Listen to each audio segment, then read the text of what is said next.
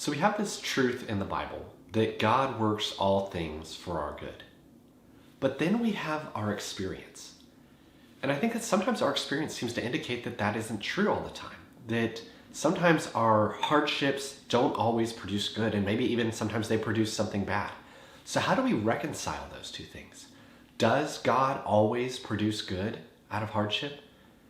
And how does he do that? Let's explore that today. Hi everybody, I'm Joseph Walter, and this is Loving Theology. So we just finished up a series on God's love in our suffering, and I'll put a link for that series up above so that you can watch it in case you missed it. But in that series, we saw the incredible good that suffering can produce in us, that suffering can produce for us, and that suffering can produce for others. But as we look around, I think that we see that probably more often than not, suffering can also produce harm. Whether it's poverty or disability or abuse, we see that these hardships are correlated with more hardships, more challenges, and negative outcomes later in life. So while our series taught us that suffering can produce good, our experience has also taught us that suffering can produce harm as well. And yet, in the midst of all of those stories, some incredible stories come where people overcame their adversity, that even though they faced hardship, that they didn't let that hardship define them, but they overcame it. In fact, we saw some of those stories in the last series of people who experienced suffering and yet came out better for it in the end. So are these just random stories, or is there some pattern here? And I think more to my question, how do we experience suffering in such a way that it does produce good for us and not harm? Is there a way that we can pattern our response to suffering so that we do come out overcoming the adversity rather than letting it define us? Now, before I answer that question, I want to start with something more foundational. Let's start with a definition. Let's define what we mean whenever we say the word good. More specifically, what is the good that God is working for us and in us in the midst of suffering? Oh, and if you like this discussion, you might also like our discussion on the definition of love. So I'll put a link to that video up above for you. When God brought the people of Israel out of Egypt, we know that he was working good for them. But they often didn't feel that he was working good for them. For example, whenever they approached the Red Sea and they saw Pharaoh's army approaching from behind, they felt trapped and they felt very afraid. And they started complaining to Moses. As a matter of fact, it almost sounds like they're heckling him. In Exodus 14, 11 through 12, they say this: "Is it because there are no graves in Egypt that you have taken us away to die in the wilderness? What have you done to us in bringing us out of Egypt? Is not this what we said to you in Egypt? Leave us alone that we may serve the Egyptians? For it would have been better for us to serve the Egyptians than to die in the wilderness." And I can kind of understand the Israelites' confusion. I mean, God knows that Pharaoh's army is right behind us and that he's coming after us. So why would he lead us to such an impassable obstacle? Why would he take us to the Red Sea where we were going to be trapped by the army? How in the world is that good to get trapped by Pharaoh's army? So why did he do it? He did it to make his power known to them by parting the Red Sea before their eyes. And whenever he did that, it built faith in them. It built their faith and their trust and their confidence in him. Take a look at what it says right after they passed through the Red Sea. In Exodus 14, starting in verse 31, it says, "The Israelites saw the great power that the Lord used against the Egyptians. So the people feared the Lord, and they believed in the Lord and in his servant Moses." Getting to see God's power like this not only built their faith, but it also built their confidence in relying on God. They knew that God was bigger and stronger than their enemies, so they didn't have to be afraid of their enemies, but they could trust in God's power to rescue them. Listen to what they say in Exodus 15, starting in verse 15. "Now are the chiefs of Edom dismayed, trembling seizes the leaders of Moab. All the inhabitants of Canaan have melted away. Terror and dread fall upon them because of the greatness of your arm. They are still as a stone till your people, O Lord, pass by, till the people pass by whom you have purchased." And I think there's something to this story.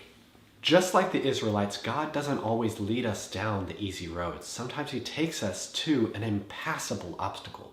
He puts us in a situation that we know that there is no earthly way that we can make it through. And he does so to demonstrate his power for us because of the good that that demonstration produces in us. the good that it produces by building our faith, by building our confidence, reliance on him, so that we do rely on him whenever we feel trapped and that there isn't a way out. And I'd like to maybe ask you to share a story of how God demonstrated his power in your life and built your faith and trust in him. Share those in the comments below so that you can build the faith of others through the same stories that built your faith. So we can see in this story the kind of good that God works in us through our suffering.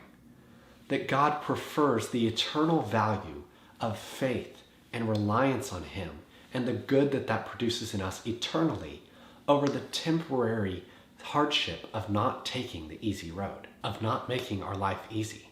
But like we said in the beginning, hardship doesn't always produce this good.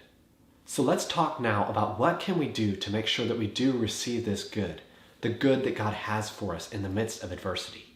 So first of all, we can be confident that suffering can produce good in us. We can be confident because we have the most certain of all guarantees, God's guarantee. God has promised that he will work all things for our good in Romans 8:28. But if we have that promise, if we have that certainty, then why do we see that suffering does produce harm in so many people? To answer that, let's take a closer look at that promise in Romans 8:28. It says, God causes all things to work together for good to those who love God. So what that means is this promise isn't given to everyone, but it's given to those who love God. Another way of saying that is that this promise has a condition. In order to receive this promise, we must love God. But at first glance, that sounds a little harsh. It almost sounds like God is unwilling to produce good for us unless we love him. But I know that this isn't true. God has already demonstrated how he loves us and wants and desires our good, that he is willing to work good for us, even whenever we don't love him. We don't have to look any further than the cross to answer that question. It's in Romans 5:8 where he says, God shows his love for us, and that while we were still sinners, Christ died for us. So why then is this promise given only to those who love God? I think that Hebrews 12 verse 11 helps to illuminate a little bit of the reason why, by explaining the way that God does produce good in us. For the moment, all discipline seems painful rather than pleasant, but later it yields the peaceful fruit of righteousness to those who have been trained by it.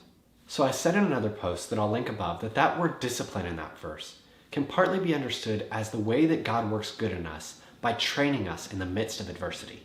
That is how he works good for us in the midst of our adversity. That is how he works all things for our good, by training us in the midst of them.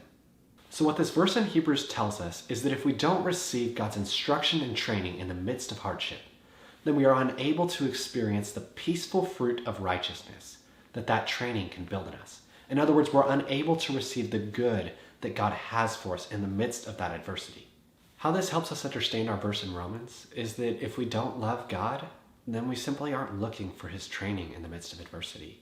If we don't love him, then we're not really interested in what he has to teach us. In other words, if we are not among those who love God in Romans, then we are simply unable to be among those who have been trained in Hebrews. So God's promise to work suffering for our good is given to those who love God. But that's not because he is unwilling to work good for us if we don't love him, but instead it's because we are unable to receive the good that he has for us unless we love him.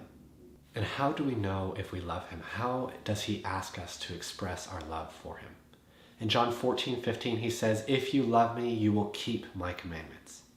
And what's incredible about that is that even his commandments are his expression of love for us. I'll put a link for the post above where we talk about how his commandments for us are an expression of love to us. I can't tell you how excited I am about what I have to share in the next post. I want to get very practical and applicable for us. I want to talk about what is it that keeps us from receiving the good that God has for us? What prevents us from overcoming hardship, from overcoming adversity? Be sure to subscribe and hit the bell because you won't want to miss it. Thanks again for joining us today.